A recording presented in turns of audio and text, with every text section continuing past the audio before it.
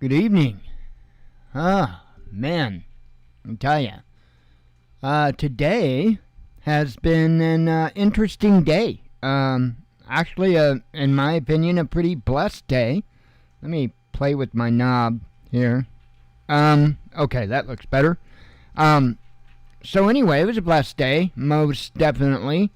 And we had some visitors today, as well as I got to watch 50 minutes or so of some pretty coolness right before the show here, and we're gonna get into that.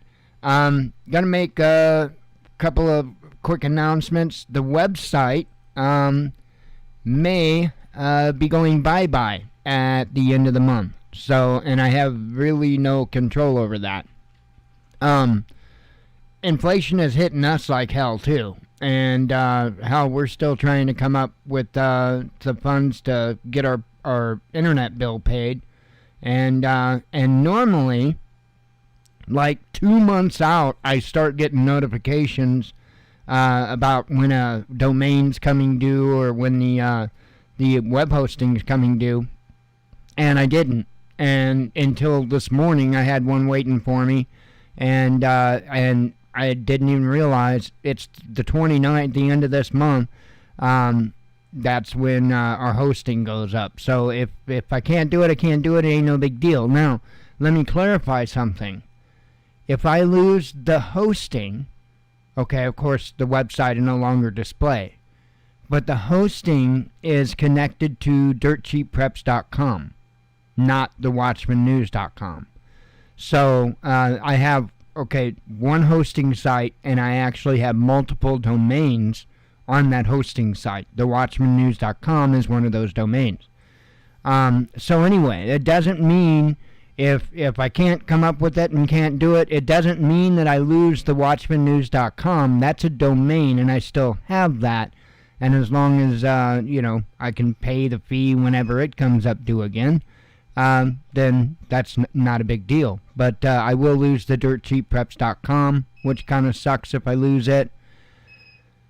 That is what it is. Again, I really can't do nothing about it. So anyway, I just wanted to let folks know. I know I really don't do much with the website anyway, and if it does go away, I'm not gonna be too upset. I'm really not. I mean, I really just don't know where to go from where we stand. My income had dropped down to zero, and there's not a whole lot of people out there right now looking to have websites built or looking to have decals made. So it is what it is. This downturn in the market, we stayed resilient in it for quite a while, and so now it's time that we take our lumps. It is what it is. So anyway, let me talk about today. Firstly, right before the show, I got to catch the close to first 50 minutes or so of Timcast IRL, and tonight was, of course, Tim. Luke Radowski is back, and of course Ian Crossland is there, and their guest tonight was Dennis Prager of PragerU. And that is one man that I love hearing speak. And to hear Dennis Prager in the same room with, Ian and Tim and Luke and Lydia, that was pretty incredible. I have a high respect for every one of those individuals, and I'm going to be looking forward to catching the rest of it on the replay. So anyway, and then earlier we had a couple of guests, and here actually in our home, and that I didn't know what to expect. They are it's Sister Hanson and Sister Wamsley, I believe, and they are with Latter-day Saints, and so they had reached out to us on Facebook, and Jen had talked to Sister Hanson for a little while, and that's one. That's one, and I hate to call it a name, whether it be, or, like religion, or I hate to use that word, but that faith, I prefer to use the word faith. That's one faith that I haven't really dug a whole lot into. And no, I'm not going to become a Latter-day Saint. I'm not going to become anything other than Hebrew, because in my opinion, that's how we're supposed to be. But, this journey of mine started out with me finding out as much as I could about as many different faiths as I could, so that I could understand why there are differences, or try to define why there are differences, and what the importance of those differences are. And in fact, I've done it with multiple different things using multiple different beliefs. And so I'm absolutely interested and thrilled to hear what they have to say. And I couldn't tell you how long for sure they were here today. Do you know? Was it a couple hours? But it was a wonderful. Hang on. Let me come back up. It was a wonderful visit. Hopefully there's another visit. I enjoyed the conversation. Period. I enjoyed not only hearing about their belief, but also just their personal journey as to what they're doing. I find that all very interesting. Of course, they're missionaries, and I find it all interesting. I am not one of those of the belief that thinks that, okay, this is the right way and everybody else is going to hell.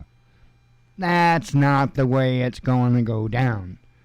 Has to do with your heart. And if you are truly doing your best in your broken ability to be good to others and to be respectful of the Father, I'm pretty sure, as long as you're putting in an honest effort, you don't have much to worry about. Now, I'm not a Joel Osteen kind of guy. No, not even remotely. But I think if you put in the effort, I think it is noticed by him. But anyway, not here to have church. But anyway, I really enjoyed the conversations, and I hope again to be able to have one. I think she said they do what they do for like 18 months, and they were young. I don't know exactly how old. I believe they would have been somewhere between 19 and 21, just from talking to them about what they're doing. And that's just kind of cool. I've probably got even more questions now that they've left than what I had then. I've got tons of questions, and it's not, in fact, the majority of them really isn't about what it is to be a Latter-day Saint. I want to know about their journey. Because, again, they're somewhere in between 19 and 21. And so, when I was 19, between those ages, my biggest concerns were, where was I going to get my next bag of weed? And I'm being just honest with you. Those are my big concerns, because I wasn't that great of a person. But anyway,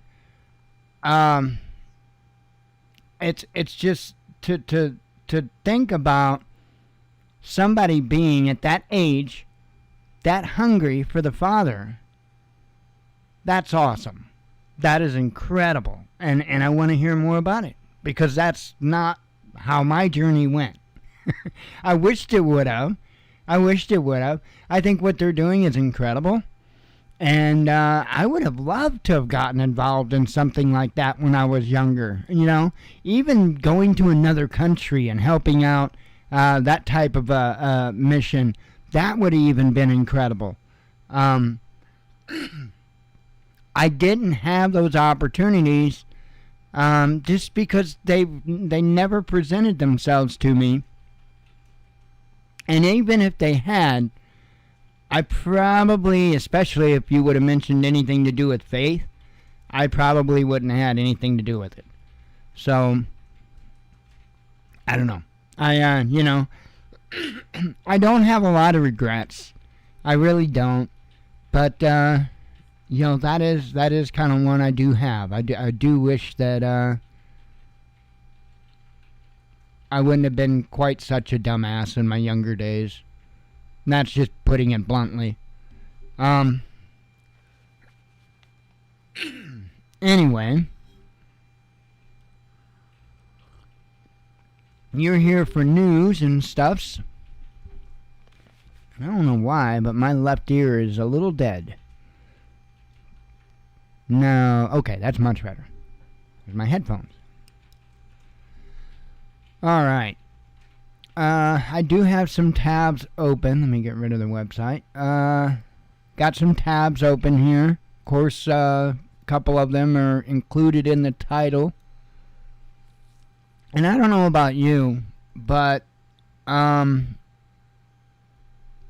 when Hunger Games was a big thing, and things like Game of Thrones and stuff like that, it gave me a real uneasy feeling, because that's kind of how I see, to an extent, things playing out. Now, I'm not saying big organized games and all of that. I don't believe that, but I do think things are going to get pretty rough. And I also do think that at some point there will be more games with more risks, and I don't know if we're getting ready to see that or not. Now, I don't watch television. I don't know what's out there and what's on right now. I have no clue. But when I did watch the news the other night, because I put on the TV and put on local news the other night and watched hour and a half of local news, I did see a commercial for some, I don't know if they called it The Greatest Race or something, I don't know, where they're doing some kind of crazy, it looked like mostly like obstacle type of stuff. But if I'm not mistaken, there have been fatalities already from those types of games. And I'm just curious if they're going to ramp things up even further when it comes to that. Let me bring you on over. Squid Game. Apparently, not only are they getting a season 2, but they are also going to make it a real thing. There's actually going to be Squid Game. Says here, Squid Game is getting a real-life adaptation as Netflix announces a new TV game show based on the popular Korean series. Plans for the game show were revealed on Tuesday, just days after Netflix officially confirmed it is working on releasing the second season of the original drama series, which has become the streaming service's biggest hit to date. Officially titled Squid Game: The Challenge, the game show is set to stick to much of the same rules as the original series, albeit without all the murder. The game will feature 456 players from around the globe who will compete against one another for a prize of $4.56 million, which only one participant will ultimately be able to claim.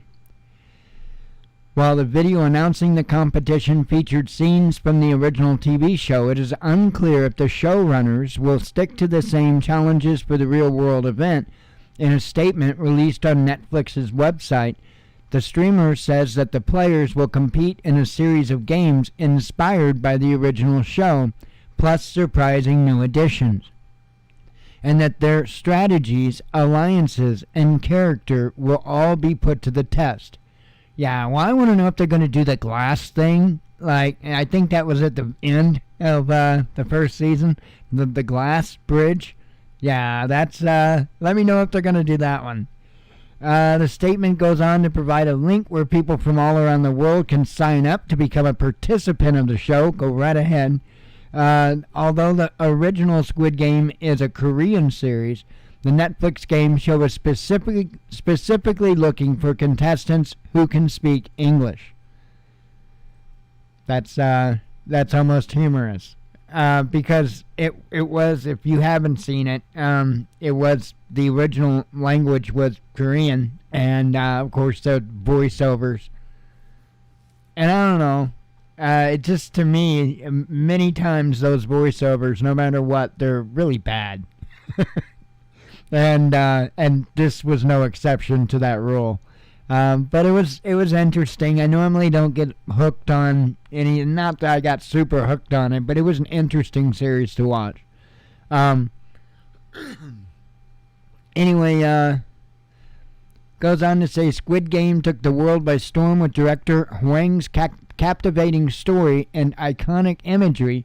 We're grateful for his support as we turn the fictional world into reality, this massive competition and social experiment, said Netflix VP of Unscripted and Documentary Series Brandon Reig in the statement, adding that fans of the drama series are in for a fascinating and unpredictable journey as the 456 contestants navigate one of the biggest competition series ever created for the biggest ever cash prize at the end. The game series is set to last for 10 episodes and will be filmed in the UK, co-produced by Studio Lambert and The Garden, which is part of the ITV studios. There is still, however, no information on when exactly the competition will take place or when viewers may expect to see it on the screens. So, I'm serious. I find this intriguing, and I don't think there's any big massive conspiracy or anything like that, but it does sound kind of cool. We'll see. But just like the ones that are currently on right now, I don't watch that crap. So, I mean, I would probably be a little more tempted to watch stuff like that if they didn't sexualize everything to the point. I mean, because, come on, they can't have a female contestant unless she's big-breasted and they're about popping out. And I know it's going to sound strange, but I'm not interested in that. I want content. I want content. When I watch a porno movie, no, I'm kidding. No, I'm not into that kind of stuff.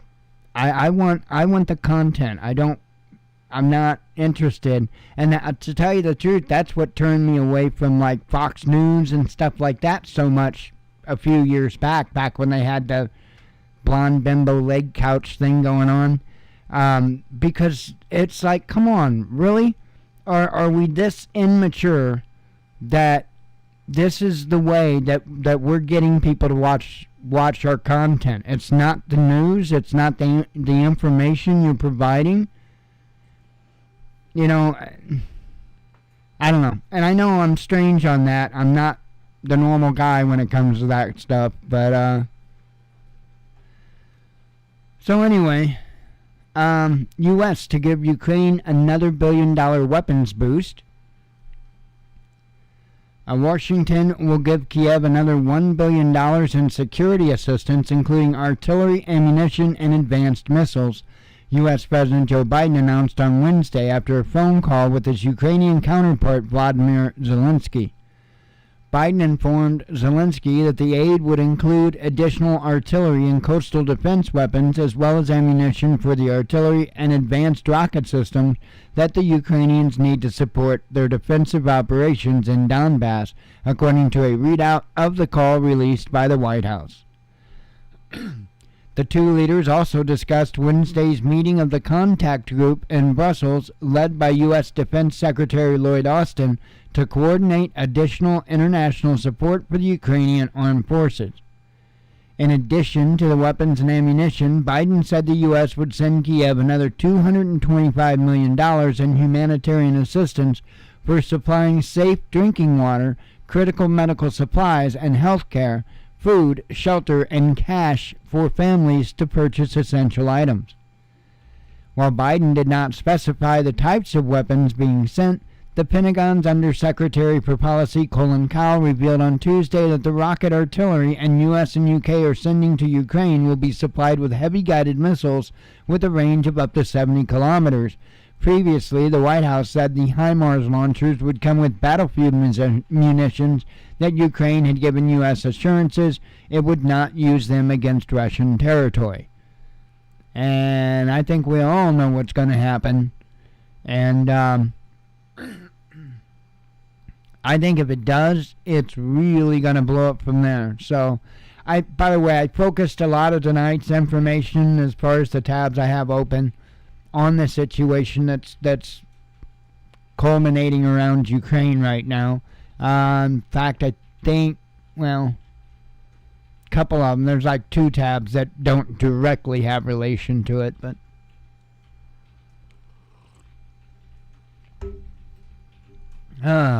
goodness.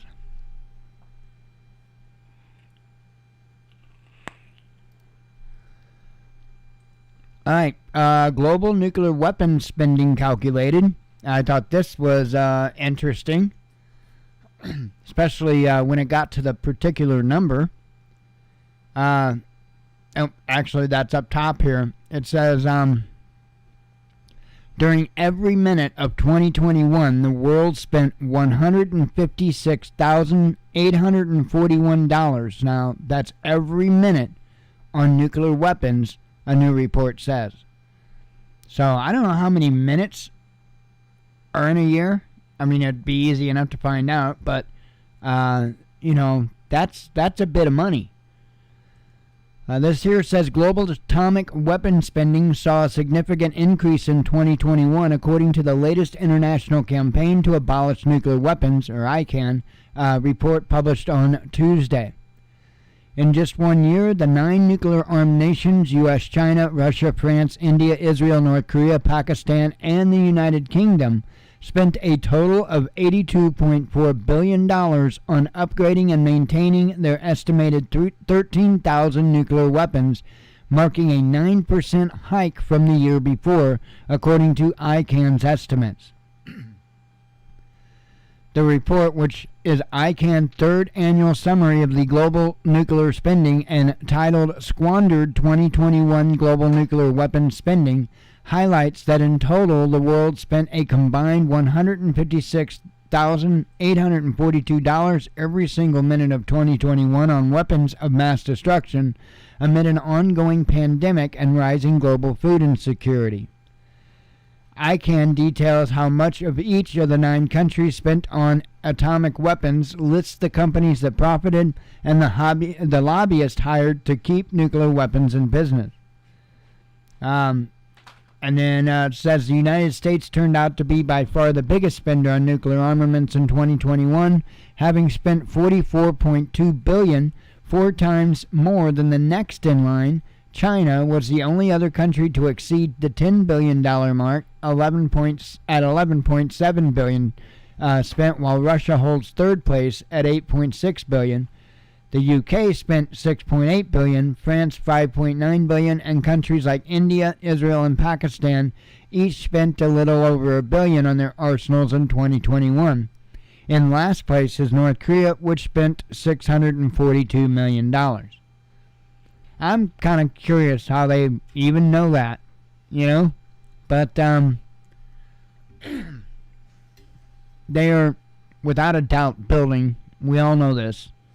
And it is a little bit, it makes me a little bit uncomfortable. It really, truly does.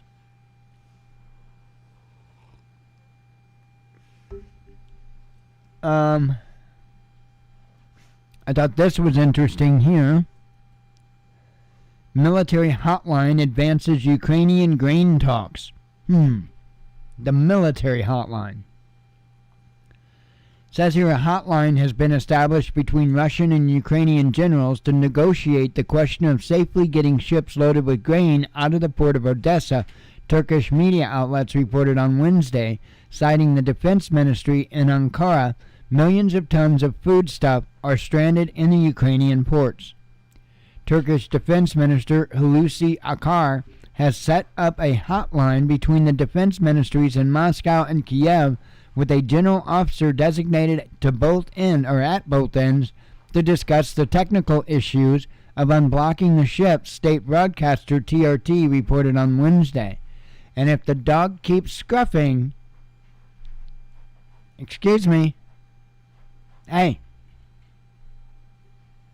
Mad, do this news show, please. Knock it off. She's been bent out of shape all day. Hey, quit. Lay down and quit. Kids. Anyway, really? Knock it off. I don't know if you can hear it or not, but, hang on.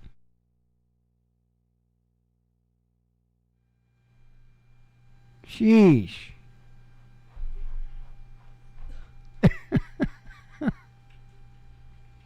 You know what? I'm going to put you on eBay if you keep it up.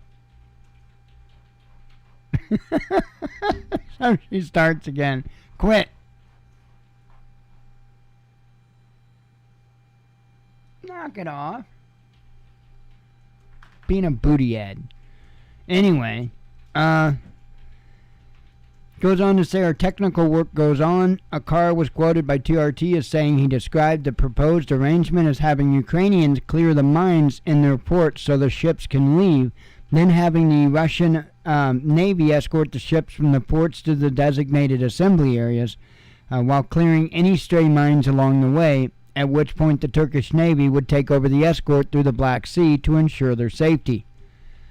We want to end this as soon as possible, Akar told the outlet. We're having intense negotiations both with Russia and with Ukraine. Both sides have some reservations. We are working to resolve those differences. We hope for the best, he added. The plan Akar reference sounds very much like the grain corridor proposal reported by multiple media outlets earlier this month. Kiev has publicly denounced the idea, however, continuing to accuse Russia of deploying mines outside Odessa and stealing Ukrainian grain to sell abroad. Moscow, meanwhile, repeated that its assertion that Ukraine had laid the mines outside Odessa and other Black Sea ports. Foreign Minister Sergei Lavrov said Kiev was using the grain ships as hostages to get aid from the West. And they've even said as much. I just shared a headline out the other day where I think it was Zelensky himself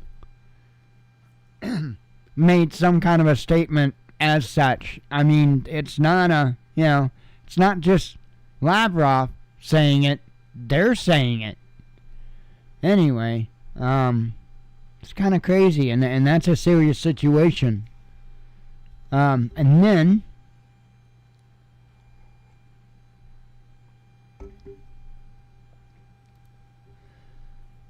got this article here. Ukraine's weapons list could leave U.S. weakened, says the media. Now, this is something that I've been concerned with because of just the headlines, the fact that they were going to be running a bit low on Stingers, and I think Javelins both, if I'm not mistaken. I know the Stingers they were going to run low on. And I think Javelins as well. But anyway, now it's not about sending these little, shoulder-mounted rocket-fired weapon systems. Now they're sending them these MLRS systems, so HIMARS.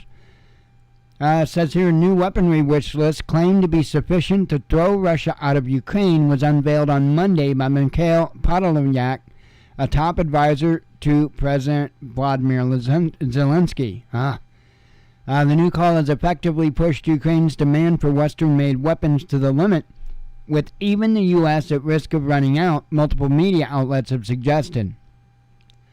The demand includes 1,000 NATO standard 155mm howitzers, 300 multiple launch rocket systems, 500 tanks, 2,000 armored vehicles, and a partridge in a pear, no, and 1,000 drones, and a partridge in a pear tree. It's unclear what types of drones and armored vehicles Kiev needs to repel the ongoing Russian offensive that began in late February. Fulfilling the demands would effectively require the U.S., the top supplier of weapons to Ukrainian troops over the course of the conflict, to disarm its own military, multiple Western outlets pointed out. The number of MLRS systems requested, for instance, amounts to roughly half of Washington's remaining stock of such weapons, The Guardian reported. Citing figures from the International Institute for Strategic Studies, the U.S. Army has some 363 HIMARS wheeled rocket artillery pieces and 225 M270 MLRS tracked launchers, while the U.S. Marines have a further 47. The demand for 155mm artillery would effectively empty the U.S. of active stock altogether, as it would require the Pentagon to surrender nearly all of its M777 howitzers, according to the article. However, the newspaper failed to mention that the U.S. has other older towed artillery systems in reserve which could potentially be supplied to Kiev. The only demand that appears to be relatively easy to satisfy is the requirement for tanks, as the U.S. Army alone is estimated to have a fleet of around 6,000 Abrams units in storage and on active duty, The Guardian noted. The Financial Times took a different approach, interpreting Podolak's, I don't know how to say that name, wish list as a complete Ukrainian wartime demand that has been partially fulfilled by previous deliveries from Western countries, rather than a completely new list. The newspaper also counted pledged hardware, citing figures from the Ukrainian government and Oryx's website, which it described as a respected open-source intelligence outfit. Even taking this approach, Podolak's wish list could only be covered partially, with some 270 tanks delivered or pledged during the conflict. The newspaper also counted some 250 155mm howitzers on the list, apparently including both towed and self-propelled pieces. The multiple launch rocket systems figure looks the most hopeless, with only around 50 pieces, apparently older Soviet-era launchers supplied by several European nations included on the list. So, anyway, and this is nuts. Nuts. And then Biden just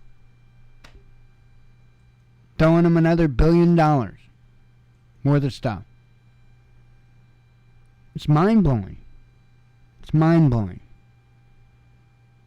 People in our own country can't make it right now. People are struggling.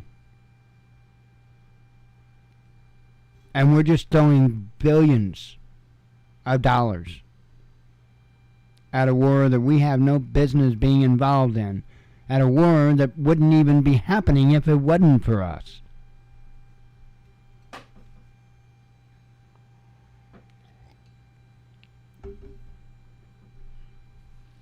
What blows my mind, absolutely blows my mind, is that they can get away with it.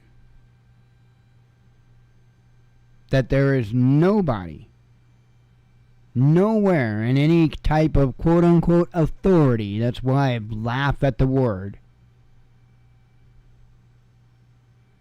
that can start rounding up these politicians and saying, you know what? If we can get 51% of the people to vote that you're not listening to them, every one of you is criminally charged. That's what they need to do.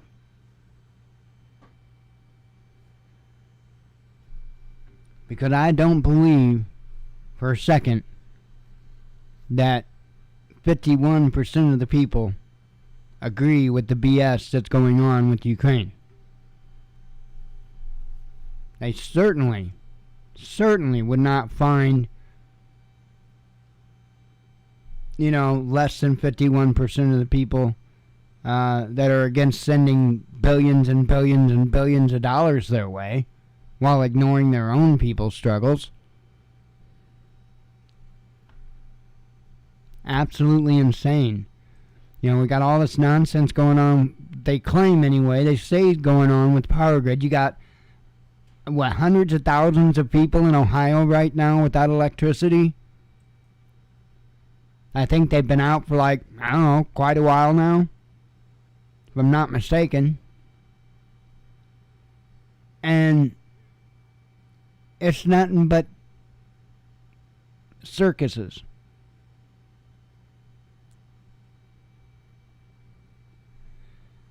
I know I'm not supposed to get it, and I know that I'm not supposed to expect them to be fixing the problem when their whole intent is to run it into the ground to begin with.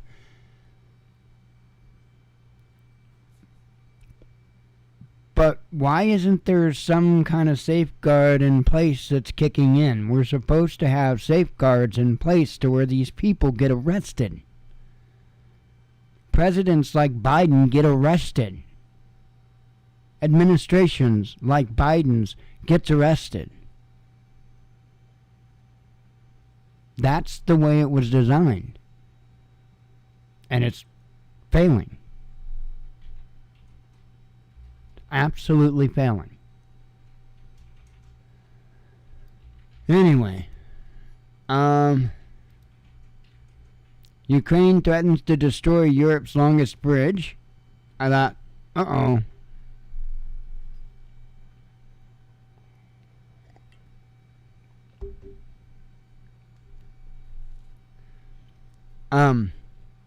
It's here says Ukraine should target the bridge across the Kerch Strait connecting Crimea to the Russian mainland as soon as it gets the weapons it needs to do so from the west. Major General Dmitry Marshenko said on Wednesday in an interview with a U.S. government-funded outlet. Now, let's just make this clear. They're going to destroy the longest bridge over there as soon as they get the weapons from us. Wonder how Russia's going to feel about that.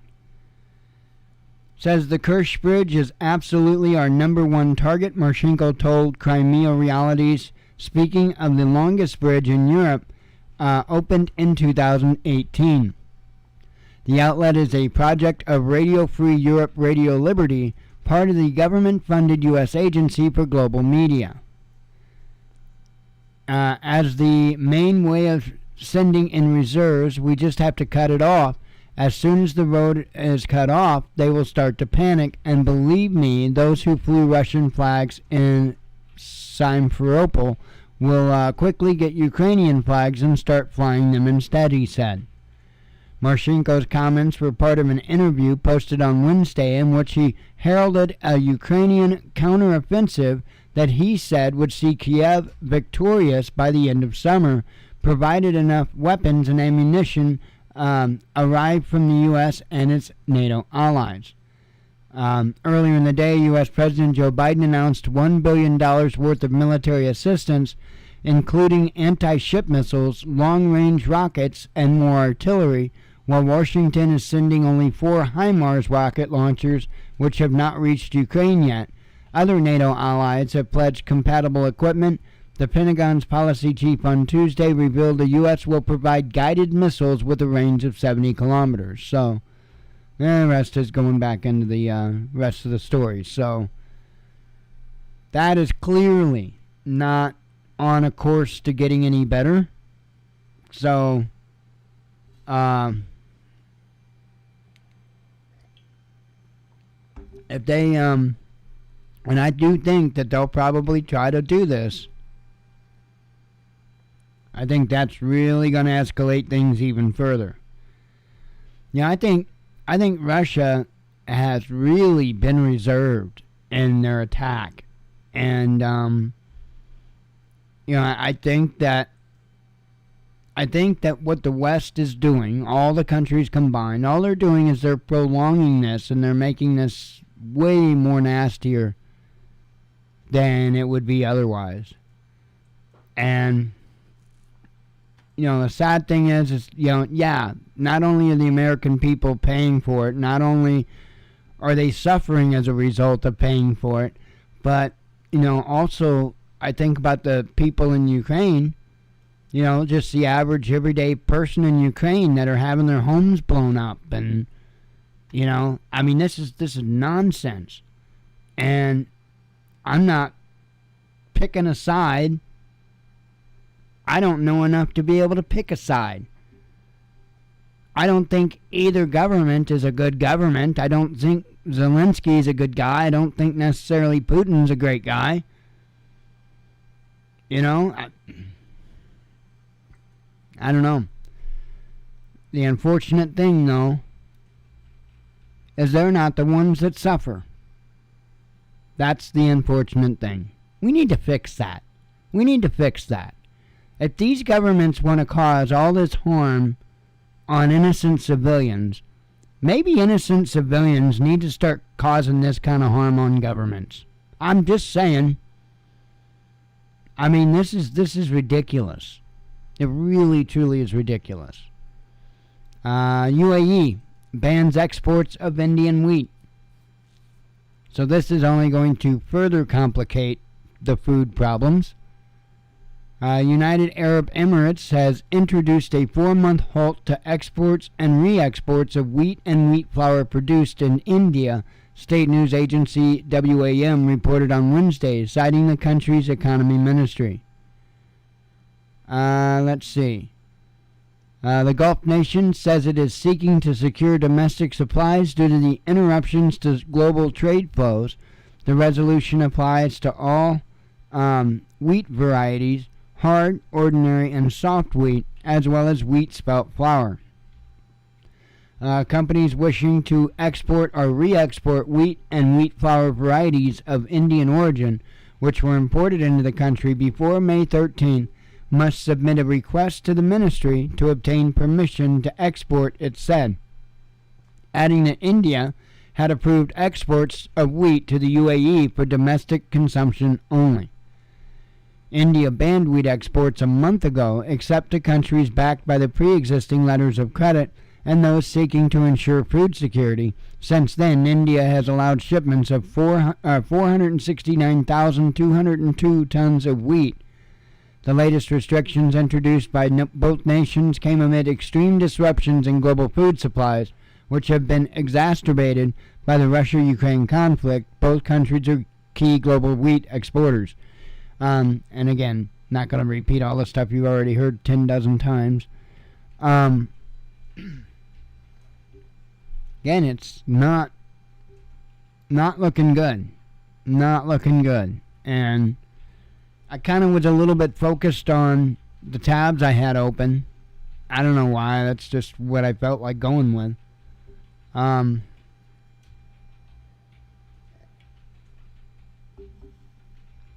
There is quite a bit more notable stuff that was in the headlines today. So figure I'm just going to run over them, get the hell out of here, and relax for the rest of the evening. So been kind of a busy day. So, anywho, I am going to have a few vapes, though, because I can.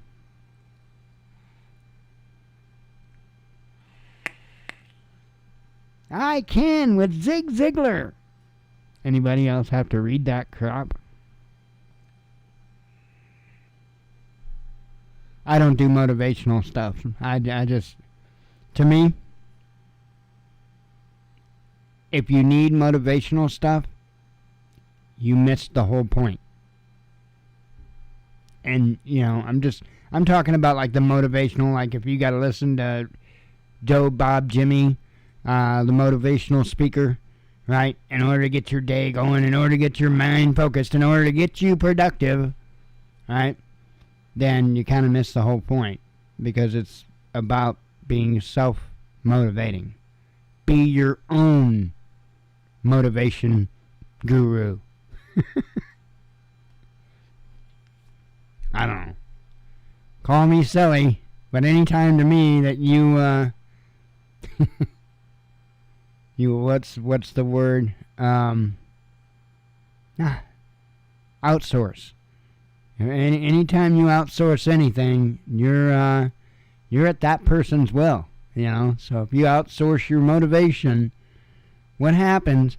What happens if you find a motivational instructor and you really like the motivational instructor and, motivates the hell out of you and you're motivated for 3 years and this is the best person and got a message every day, oh, yeah, great, right? And all of a sudden something happens to where let's say you just find the person morally repugnant. Then what? Do you find another motivational speaker to keep it going every day? Another fix? Because to me, that's all it is. It's just another addiction like anything else. It's just a fix. It's just a motivation fix. And in my opinion, if you need that motivation fix, you're missing the whole point to begin with. But, just my opinion. Mexico condemns Western policy on Ukraine. So, I spoke on this a couple of times, and I just looked at. I need to look up there more often. Sorry that I don't. I have heard about the hundreds of cows that have died from heat-related illness or however they want to say it. I find that incredibly interesting, especially with everything else going on. And then, we're getting really close to 100 food processing or food-related plants or what have you to go up in flames or somehow be destroyed. We're coming close to 100 just in 2022 alone. That is mind-boggling, what is happening in this country. Absolutely mind-boggling. And I don't know if this is normal or not with the the death of these cows. I don't know if this is feasible or not, or if it seems a little suspicious. I don't know because I'm not a rancher. I'm not a farmer. I don't but I do know that it's hot out there, and man, it's gonna get ugly. It really is gonna get ugly. I really do think. On this Mexico thing, I'm concerned with that as well. The Mexican president is not very warm to the United States. And that's like our southern border. And I know that our southern border has been as porous as a number 9 sponge, but at least for the most part, it hasn't had military and tanks and all of that running across it yet. That concerns me. That does truly concern me. That there is a possibility that Mexico may be a place of entry for them. So it's, and there's, shoot, what's it called? Fifth something. I don't remember, but it's like it's a conspiracy theory or concept or what have you. Of I know Dave Hodges is one that really talks about this, about the military coming up from the south and splitting the country in the middle. I can't remember. Probably one of you remember what I'm talking about. I know Dave Hodges talked about it a lot. The fifth something. And it's just escaping me. I can't think of what it is. Anyway, Canada scale back vaccine mandates. Switzerland closes airspace. Humanitarian corridor opens in Severodonetsk, and I probably got that wrong, but I tried. Let's see. Russian border comes under fire from Ukraine, says governor. Now that's got me. What was that called? The only thing I can think of when I try to think about that was the deal with the fourth turning. But there's something, the fifth or something, and Dave Hodges talks about it all the time. And I can't remember what it's called. It's driving me up a wall now.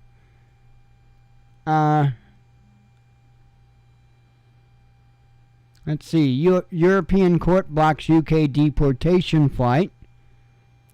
Turkey comments on timeline for aspiring NATO members.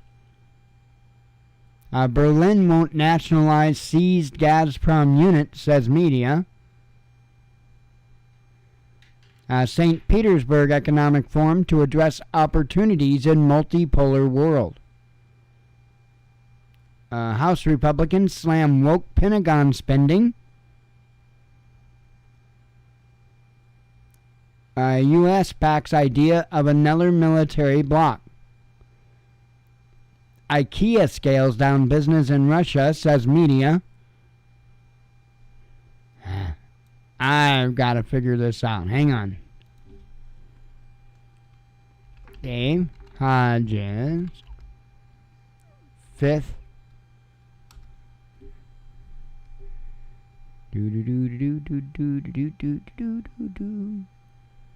Hang on.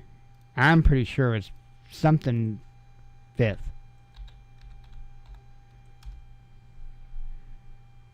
Aha, the fifth column. That's it. The fifth column. So, if you're curious, you can look that up and find out more about it. But it's called the fifth column, and that is my concern, considering that Mexico isn't so warm to the United States at this point. So, let's see.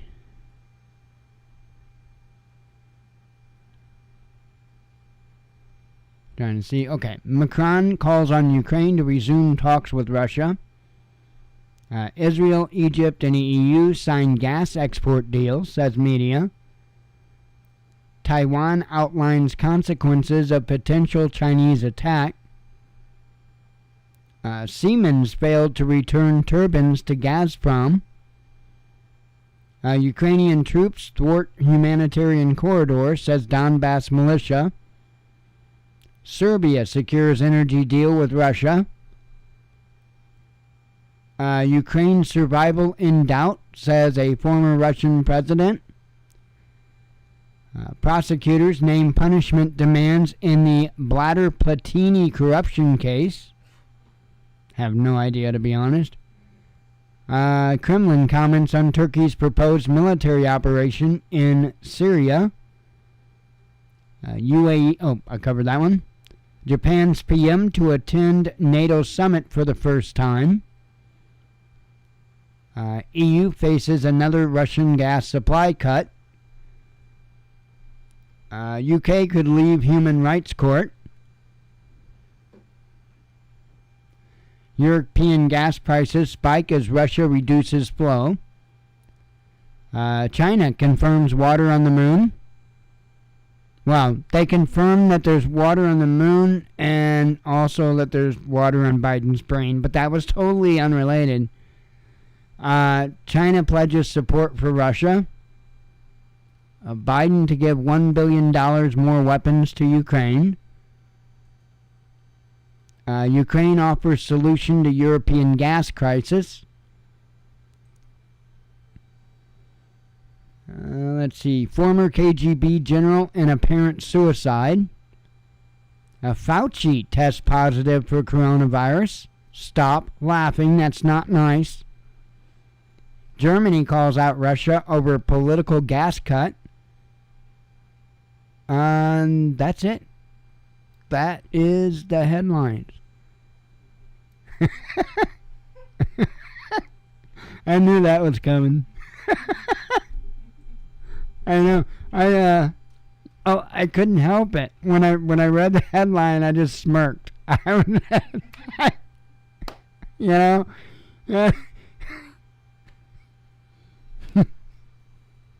The doc himself, Mr. Science. Oh, it's crazy. Crazy times we live in. Anyway, I'm gonna get out of here and relax for the rest of the evening. And God willing, we'll be back tomorrow. We'll do it again. So I hope to see you then. I appreciate you coming tonight. As always, God bless you. We love you. Be one with your spirit. And shalom.